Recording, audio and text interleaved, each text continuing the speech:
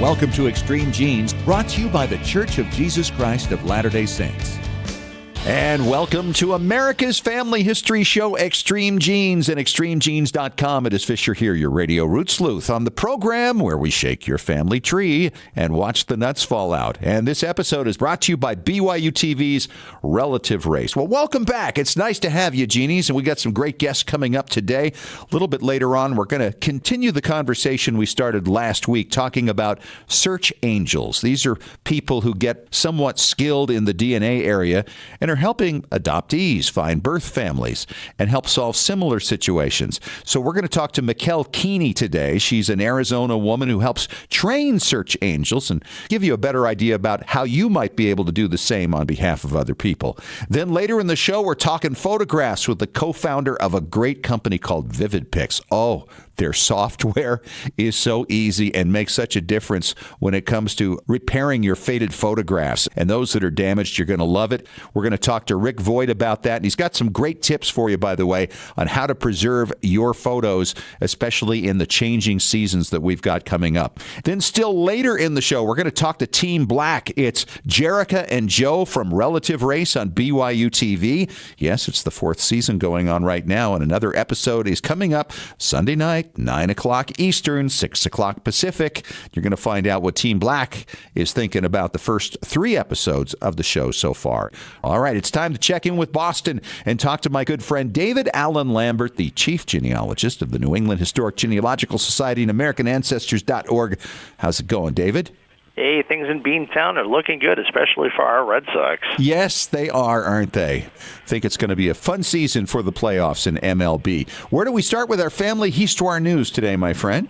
Well, I get a real quick one, and just to let you know, I had a consult today with my fifth cousin. Didn't know he was my fifth cousin until after the consult, but our fourth great-grandfather, in fact, fought in the Revolutionary War and lived in the same town. No kidding. First time we've seen each other in 200 years, I told him. It's about time we took a selfie.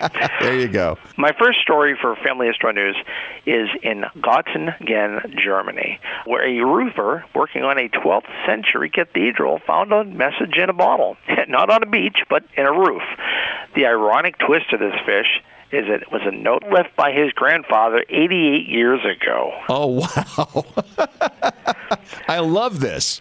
So Peter Brandt got this note out of the bottle left by his 18-year-old grandfather back in 1930, Willy Brandt, talking about the despair after World War I in Germany, and wrote, quote, "We hope for better times soon to come." Well, World War II would come soon. I don't know if that was better times. Yeah, I don't think so. But what an amazing thing. I mean, he had to look at this and go, no, this can't be. But they're both in the roofing business, and he knew his grandfather. And I guess they overlapped a little bit and eventually took over the family business that's been going on for decades. Great little time capsule. Yeah. Our next story talks about the consequences of war and disease. World War I, of course, many of us have ancestors that were part of that, and many of our ancestors had influenza. In Philadelphia, in September of 1918, a return victory parade may have caused thousands of deaths that followed up because of all the people who had influenza are there in congested parade routes, which would eventually lead to over 4,000 deaths. Wow. In Philadelphia. Yeah. In Philadelphia. It's something you just don't hear that much about, but the reality is it's just not a good idea to get together when something like that is happening. No, in fact, they say that some of the influenza that hit Europe was brought over by our soldiers. Yeah. That they went over there, and it may have been part of the reason the Germans were not so strong, because they were hankered down with influenza we gave them. My next story is fascinating. Back in 2011, a backhoe digging in Queens, New York, struck iron. Well, they thought they hit a pipe or a rock. They actually hit a casket. And it was a perfectly preserved body of a 150-year-old African-American lady who they now believe they found. Martha Peterson, who was 26 back in 1850, seems like the likely candidate after doing some genealogical research into the people living in the area at that time. Where she was buried used to be a church, and with forensic imaging fish, they brought her face back to life. That's incredible. And she was very well preserved from what I understand, but her body was actually destroyed to a great degree by the backhoe as they were going about this construction project. don't think they were expecting to find anything like that. And, No. of course, we talked about a small child that was found in California, I believe, last year. And these iron caskets that are still around in cemeteries have these preserved bodies. Civil War soldiers were often in these as well. Right. Well, that's a fascinating story. And our next one is about a living person from 100 years ago. This is Nora Whitkiss out in England, who, after 30 years of living together with her man, his 74-year-old Malcolm Yates, they'll be getting married. They met at a dance. No, wait a minute. So he was 44 and she was 70, and they've been together now for 30 years? That's crazy. And she said that, life went by kind of quick, and Malcolm never mentioned it, and I wasn't going to ask him to marry me. Well, they get married next month in England. So I hope you have many years, if not many months, together at 100 years old. Well, I don't think we're going to have much progeny from this couple. No, I don't think so. My blogger spotlight this week shines on Leanne Kruger out in Alberta, Canada, where her blog called ifamilyhistory.blogspot.com touches on interesting aspects of genealogy. How about interviewing your family? If your children are into Minecraft, how about a Minecraft pedigree chart with those figures on it? Well, that might get the kids interested in genealogy. I'll be out in Salt Lake City for the British Institute, so if you're out there, I'd love to see you. That will be October 14th to 21st, but 2 weeks later, I'm going out again. Our 40th year of going out to NEHCS's Salt Lake City Research Tour, November 4th to 11th. If you've never gone out to Salt Lake, sometimes it can be intimidating. Maybe American Ancestors staff, including me, can help you. You contact our education department here at American Ancestors. Well, that's all I have from Beantown this week, Fish. We'll be out at Rootstock soon. That's right. We're getting down to it. All right. Thanks, David. Great talking to you. And coming up next, we're going to talk to a lady who is training search angels. These are people who have a real good grasp on DNA and genealogy, and they're helping people such as adoptees find their birth families. Mikkel Keeney talks about what she's doing. Nice to have you on the show, Mikkel. It's great to be on the show. You know, I just thought this was a really interesting place to go because with so many more tests being done on DNA, and I check every day to see if there are new matches that come in, and they just don't slow down. And this means there's more opportunity for people to break through, whether it's for genealogy or finding a birth family or solving a crime, whatever it might be. There is really need for people to understand what's going on in the DNA world. And Mikkel, I guess you've been at this for some time because you're now mentoring people in this direction. Tell us a little about your background. Yes, I've been a traditional genealogist for most of my life since I was a teenager, and I have a younger brother who was adopted, and so when he took his DNA test a couple of years ago, about 2.5 years ago, that is when I learned how to build family trees from scratch for adoptees and families and people searching with misattributed parentage. And it's just an exciting time to get into that. And it's a match of both traditional genealogy and what they call genetic genealogy. It's not just one or the other. You have to get both. A background in both. Mm-hmm. Yeah, well, when you think about it, I mean, really, that's where the power comes from. It's one thing to say, oh, my ethnicity is 3% Irish and I'm 19% Spanish and all that. But when you're getting down to figuring out, who's really part of your family, it's powerful stuff and you need both. That's where the gold is in the matches. Yeah. Well, tell us, how did that go, by the way? You found the birth family, I assume? Yes. Both his birth parents passed away decades ago, but he was able to meet some of his siblings on his mom's side. And it was a great reunion. They all had this social anxiety to varying degrees, some very extreme, panic attacks and so on. But when they met, they just said it felt so comfortable. It was just like a natural thing they had going on. Sure. They got each other. Yeah, absolutely. So you've been educating yourself, and now you're educating others. And there is a term for that, as we mentioned earlier. It's search angel. And there are many people getting into this. CC Moore certainly has a huge group that are involved in helping other people and mentoring them, as Blaine Bettinger is, and I know you have an association with Blaine. Tell us a little about how you go about mentoring people as search angels. Well, I found out that it's just mostly learning as you go. You have to have a knack for it, for one thing, and you'll find out if you do or not once you try to do the detective work and build the trees. But other than that, you do have to learn from the best in the world. And so you can do that online through Facebook groups such as DNA Detectives or through Blaine's Genetic Genealogy Tips and Techniques Facebook group, just by reading posts. And there are so many people in those groups and so many posts that you would never sleep if you read them all. So you have to kind of just limit yourself to the most current things that are coming in. And and you'll learn who are the top posters that really are doing groundbreaking tools that will help you to learn this work and do it faster. So that is how I learned. Then I started going to conferences to I4GG in San Diego with CC, and that's Institute for Genetic Genealogy. And so once I was there, again, you find out people who have been doing it a lot longer than I have, how they go about this and what works and what doesn't. Well, let's go through that process here. You mentioned that you saw just lists and lists of opportunities, basically, to help people. Mm-hmm. Is it that there's one person then that goes in and works with the individual who posted their case, or might several people be in there working on it? It could be several people. On my part, I don't usually get involved too much with helping people who are on the boards, just because I have so many people here locally and people that are actually related to me through my DNA matches who need help. And so I have a backlog. I've solved dozens of cases, but there are also other ones that are in various stages waiting for new matches to come in or target testing people to solve the puzzle. So I don't have time really to offer too much to help in the group. I will answer questions, but to specifically help somebody, that's not my area. Does that make sense? Yeah, you're talking about working with people you know or have been introduced to or referred to locally. I get that. Yeah. But, the nice thing about this is it does mean there's opportunity for anybody to serve somebody else from anywhere, from a little mountain cabin in Kentucky to somewhere in Russia. It doesn't make any difference. Exactly, and that happens.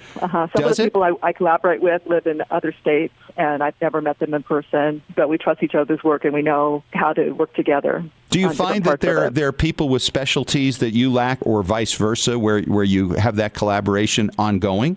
Yes. When I was helping somebody who had Hawaiian heritage and Filipino heritage, I found out about endogamy in that part of the islands, and I had no idea how extreme it was. And so someone said, you need to talk to Kalani. And so, Kalani, okay. And so then you find out who the specialist is in that area and find out more about it, so you know the next step. Same thing with the Portuguese Azores Islands. I had an adoptee whose father's line came from those islands. And so Catherine was instrumental in helping me figure that out, because that's her specialty, is Portuguese Azores Islands.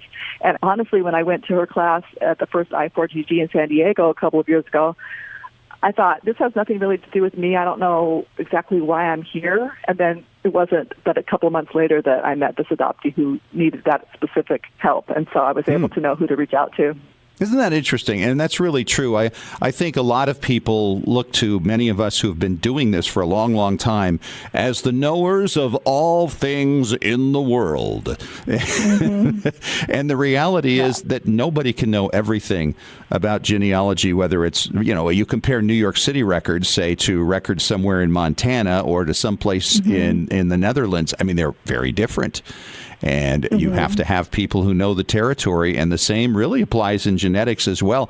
Endogamy has got to be a real problem. And for those who aren't familiar with the term, it means basically you share many of the same ancestors among your family. In other words, maybe your father and your mother are second or third cousins going back not too far. A lot of cousins in your ancestry married and intermarried, and so everybody's kind of interconnected more than you would expect. Yeah, and that makes a problem, because then as you try to figure out what your relationship might be to somebody else, you might have a little too much shared DNA and have to kind of sort all that out. How do you go about some of those tasks of sorting out endogamy cases, Mikkel? For sorting them out, well, you look at the shared matches and try to make categories. And a lot of it I can do in my head. I know CC Moore has said that she does that too. We do use whiteboards too, and different spreadsheets, and sometimes lucid charts and things like that. There are other new tools like the Leeds color cluster method. So it's partly just being able to have that aha moment where you see, that line must go with this line, even though there is endogamy. You see a connection between the two families in the right generation. And then partly just doing the groundwork. A lot of these cases take time. If you don't have a super close match like a first cousin or an aunt or uncle or grandparent, there's not much work to do on a case like that. But if you have like a second, a third, or fourth cousin match as your closest match, then it can take sometimes weeks, days, weeks, months of work. It just depends on the case. Sure. They're not always quickly solved. Right, exactly. And it's really a very similar process to what they're doing with some of the criminal cases right now. Mm-hmm. And are most of your cases involved with adoptees, or is it just people trying to break through their lines? almost all adoptees, and maybe about half and half with misattributed parentage, people who grew up thinking their father or their grandfather was one person, and then when they do their DNA results, they have no matches to those lines. Yeah. And find out that their biological line is a different line. And that can be devastating, as you can imagine, because people are very tied into their heritage. Part of being a search angel is learning how to have that connection to be able to be part social worker and help people feel better if they find someone was a criminal in their line, a close relative or something. You have to just let them know that doesn't define their heritage. Hey, we've all got them. We've all got them, Mikkel. Yeah. Right? So when you get into this, as you've progressed with this, what are you finding is the most fulfilling for you? When the case is solved and you're able to walk somebody through their tree a little bit and show them what has been found, time and time again, they just feel so relieved just to have that closure, just to know the first chapter of their life, even if they don't want contact or desire contact or the other parties don't desire contact. It's not always about contact and about reunions. And so just to see photos of people that you biologically descend from is very fulfilling to most people. Yeah. So if somebody wanted to become a search angel, how would you recommend they get the proper training, not only in the process, but in this counseling side of it that often comes with it? Okay.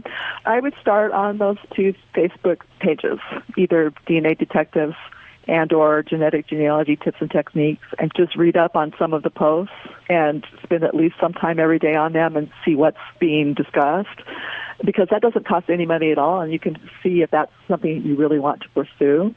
Going to conferences takes time and investment of money. That's important if you can do it, but I think that there are other ways. When I started, there was no blueprint, like here's how you be a search angel, Right. And so what I'm doing now with small group search angel training and working on writing an ebook for search angels is to try to fill that gap so people that are starting out and realizing they have a passion for this can have some place to go and know what the next steps are, just to try to save them time of possibly making some mistakes along the way. Sure. Because we do hear occasionally of search angels, you'll have a hypothesis and it might not be the right one to start with, but you have to get to where you're certain that you have the tree correct so that you're not spreading any bad information. Boy, yeah, that's a huge responsibility. You're absolutely right. It is a huge responsibility. We do this as volunteers, but you also have to have safeguards and be able to follow best practices. Sure. Absolutely. She's Mikkel Keeney from Tempe, Arizona. Mikkel, thanks so much for sharing all your information about it. I think it's going to be useful to a lot of people. You're welcome. It wasn't that long ago. I was hanging out at the Federation of Genealogical Societies with my next guest, Rick Voigt. He is the co-founder of VividPix, and they've got this amazing product called Restore. And I'm very excited they're going to be sponsors on the show because we're going to see all kinds of expertise leveraged right here on your behalf to save your photographs. Hi, Rick. Welcome to Extreme Genes. Great to have you. Hey, Scott, a pleasure to be here. Thanks so much for having me. So you've been in the photo business for like 33 years, and I know your partner's been in for like 29. He's an engineer. He's got 150 patents, and you've been doing this product from VividPix called Restore for like the last 6 years, and this is really fun stuff. Yeah, VividPix, we've been around for 6 years. We have been selling a software to improve underwater photos since we began, and we've sold that in over 100 countries. Restore, which fixes old photos and documents, has been selling for 2.5 years, and it's starting to gain a little bit of traction. So we're looking forward to sharing it with folks and having them give their pics to VividPix site. Yeah, we're going to talk about this little thing we're going to do in just a little bit. But I want to talk about all the issues people deal with in preserving their photographs. Now, you're in the process right now, you've been telling me off the air, of downsizing and moving from Atlanta to Charleston, South Carolina. And this kind of creates a little problem for you, doesn't it, for your old photos? So it does a bunch of stuff. So as you accumulate possessions through life and you go from a larger home to a smaller home, what do you do with all of it? And then we know from a photograph and document perspective that those need to be stored in a certain way. And I'm going from an environment of having a basement and a freezer where I kept everything properly stored. It wasn't plugged in, but properly stored. And now I literally have a home on stilts. So I need to be able to find. Yeah, it's on stilts. It's 5.5 feet off the ground. Oh, that's funny. So okay. No basement there. No basement there. So yeah, I'm needing to make sure that I properly store my photos. Now, you don't have an attic there either, do you? Well, we do, and it gets mighty warm up there, which is not very good for storing your photos. Sure. Unless you want them to turn all yellow and red and not look so good. Yeah, we talk about this on the show all the time. You got light and humidity and then the big variation from heat and cold, because we're going into the cold weather now, and this will cause another contraction of the materials, and this applies to documents as well, and then the expansion in the heat. I mean, it's just a really nasty thing. So what's your plan now in Charleston, South Carolina, after what you've done in Atlanta? Yeah, it's a good question. So with the move, I've stored everything in one closet, so at least I've organized my possessions into one place. 2, going through the full scanning process and making sure that they're properly backed up in multiple locations. Right. Then 3, I am a cobbler's son.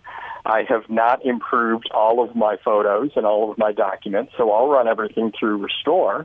And now I've got everything in good, solid digital backup. And then I'll purge some of the things. If you think about photos for so many years, we'd order double prints. Well, I've got tons of double print envelopes. Time to get rid of some of those.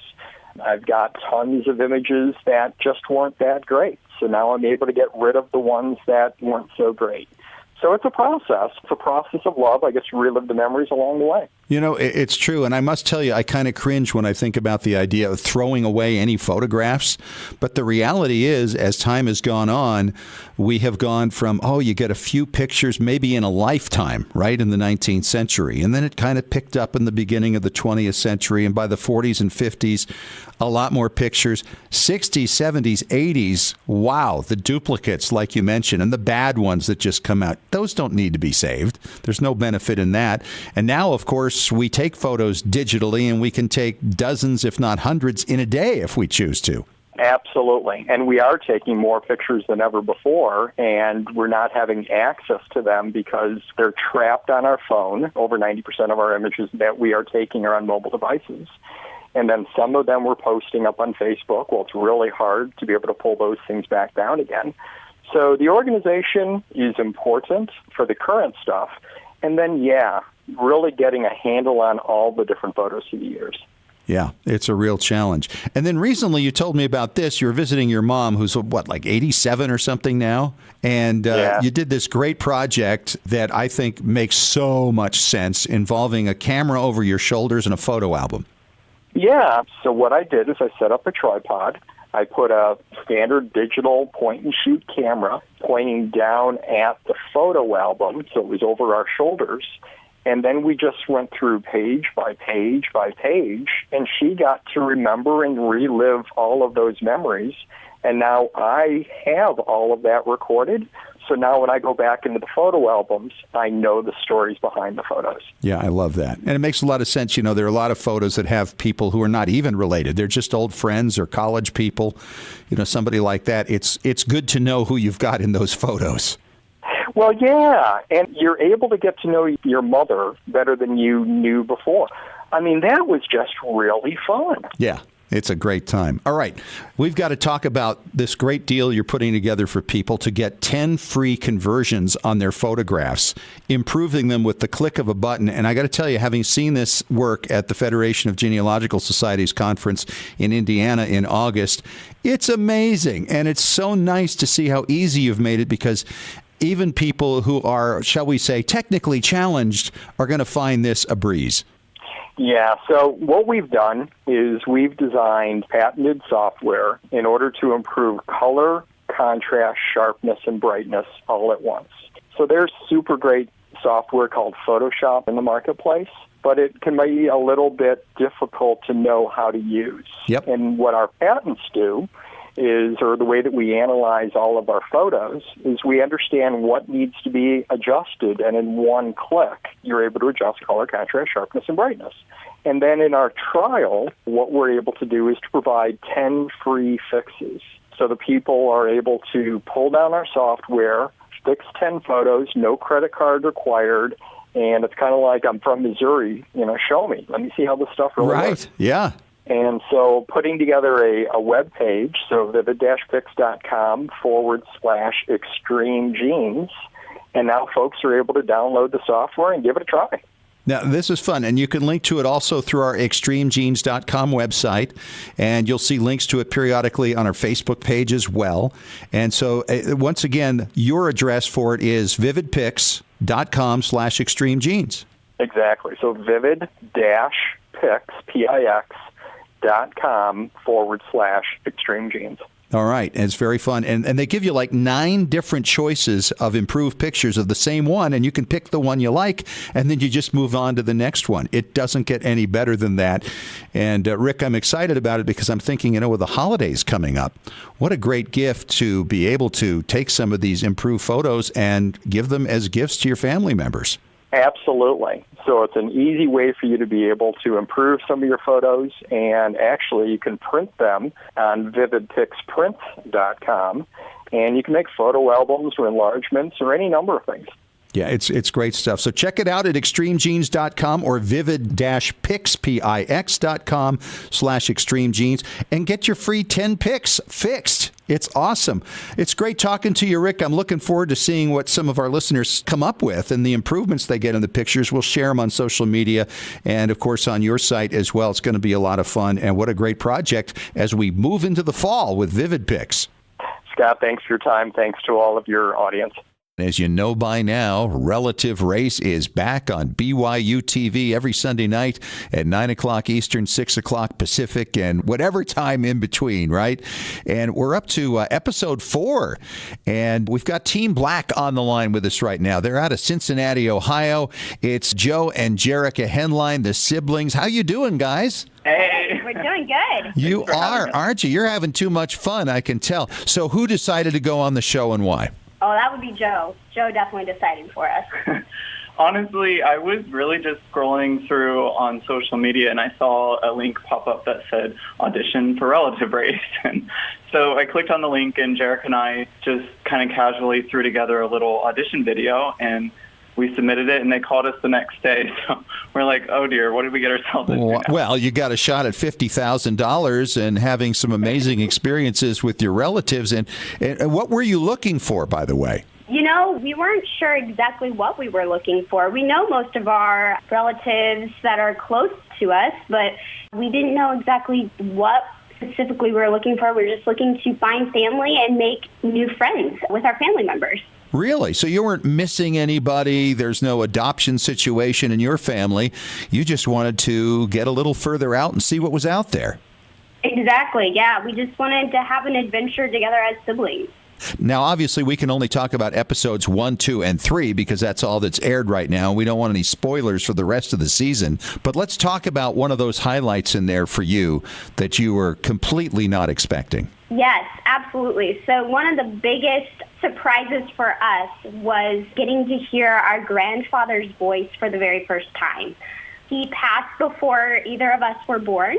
And we knew he had been a musician, didn't realize he was actually part of a band in West Virginia, and they actually had recordings of him singing and had never heard his voice before that moment, which was very emotional, but also just amazing that that history had been preserved. Isn't that fun? Now, this is your father's father or your mother's father? That would be our father's father. Your father's father, your name line. Wow. And so what caused him to pass so young?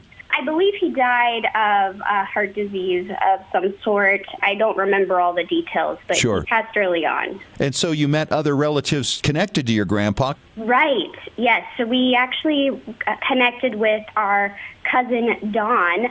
I believe he was our third cousin, Don. And his mom knew my grandfather, remembered stories of him. And our cousin Don played us a little bit of music on what could have been our grandfather's violin. It was definitely played in his band. So my grandfather probably played the very same violin we got to hear play. It was an incredible moment and one I wouldn't have traded for the world. Especially leading up to the show and thinking, like, who could we possibly meet? That would be all that interesting. And it's only day 2, and Relative Race has already knocked it out of the park. So you've already had that kind of experience where you just go, wow. Now you know what you've gotten yourself into, right? Exactly. Amazing. So, guys, has this gotten you interested in your family history in terms of, researching it or writing about it a little bit more? We have definitely been more interested in finding out about our family's past, our history, and we continue to look forward to learning something new every day. Our family that we've met is willing to help, and we've been enjoying conversations with them about that.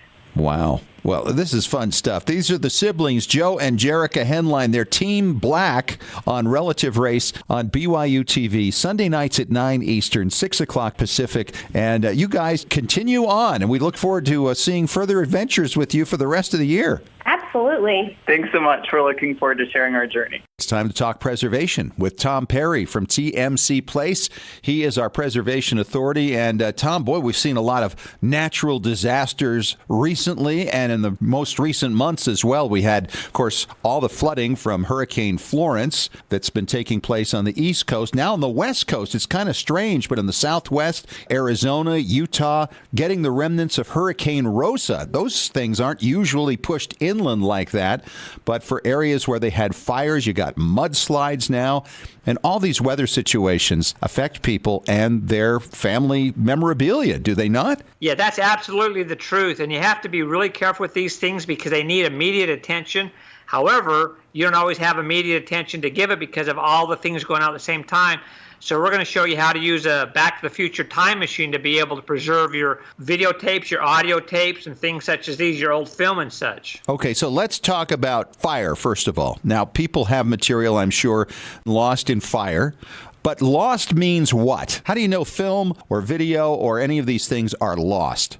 Okay, the only way they're lost is obviously if you can't find them or they're nothing but dust and ashes. If there's any kind of media still there, even if it's really blackened, a lot of times it can be recovered, whether it's slides or photographs, videotapes, audio tapes. I have had videotapes come into us that the shelves were entirely melted down, so you basically saw two hubs with plastic around them. We were able to take the plastic off piece by piece and recover the videotape and the audio tape that was inside the case. So if you can see something and hold it in your hands, there's a good chance there's some way to recover it. And whether it's a professional like us or anywhere else in the country there's professionals, or if you're a do-it-yourselfer, there's different ways on the internet you can read about of how to recover it yourself. Wow, that is an amazing thing to think you had that opportunity to salvage something like that. Now, in fires, you've got that, but fires also leave the opportunity for mudslides in rain, right? Because of the burn scars that happen. So what happens when you get material damaged by dirt or a mudslide or something like that? Have you dealt with that before? Oh, absolutely. The down and dirty way to do this, if you're really pressed for time, is get the stuff out of the mud and get it wet as quick as you can. Spray it off, put it in the sink. I prefer distilled water, but if you don't have time to do that, just get all the mud and grime off of it because that's going to cause mold to grow on it. It's going to cause the items to be scratched and it won't transfer as well. So what you want to do is get them as clean as you can, as quick as you can. Get them in Ziploc bags, get them in the freezer so you can store them and work on them in 6 months or a year or 6 years or whenever. And a lot of people think, well, this isn't going to fit in my freezer at my house. You can buy those chest freezers pretty cheap at any home improvement store and just get one of those and put all of your things in it, whether it's artwork, whether it's photos, slides, any of this kind of stuff, and stop the mold, stop time, so to speak, in your time machine. And then when you can take your breath and get to it, then you want to do it the right way and do all the other stuff. But the down and dirty way, this is the way to do it. Wow. All right. Great advice. And then the last thing we'd ask about, what about flooding? Flooding, almost the same thing. You want to get any dirt and debris off your things, wash them really quickly, put them in Ziploc bags, put them in the freezer. If you can get your photos apart easily, put wax paper between them. Any kind of things that you have, you want them in separate Ziploc bags so none of the damage from one goes to another. Get them in the freezer, get the mold stopped. Boy, what great advice. And this is a great segment to share, by the way, with friends who may be going through an experience like this. Tom, thanks so much. And of course, if you have a question for Tom Perry, you can email him at asktom@tmcplace.com, or you can message him on Twitter at AskTomP. Tom, talk to you again next week. Have a great one. My pleasure. Thank you. Hey, that's it for this week. I hope you enjoyed it. And if you missed any of it or you want to hear it again, of course, catch the podcast version. It's available through iTunes and iHeartRadio. And of course, you can download the free Extreme Genes app to your phone to catch all past episodes. We'll talk to you again next week. Thanks so much for joining us. And remember, as far as everyone knows, we're a nice, normal family. This has been Extreme Genes. Share your family story by going to FamilySearch.org.